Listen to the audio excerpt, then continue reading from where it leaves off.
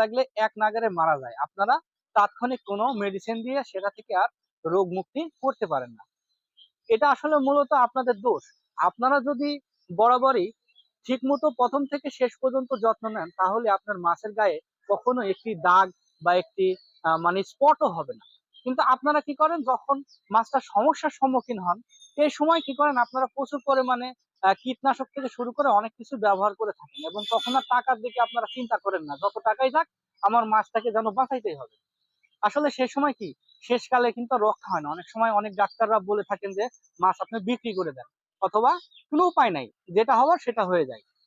তো আসলে শুরু থেকে উচিত কি আপনাদের, প্রতিটা মাসিক 30 দিন বা 15 দিন, যে সময় হোক না কেন, প্রোবায়োটিক্সটা ব্যবহার করেন, তা না হয় করলেন, কিন্তু আপনি কিভাবে মাছকে সুরক্ষিত রাখবেন, মাছকে কিভাবে একেবারে ক্লিন রাখবেন, সে সম্পর্কে আজকে আমি কিছু বলবো আপনাদের।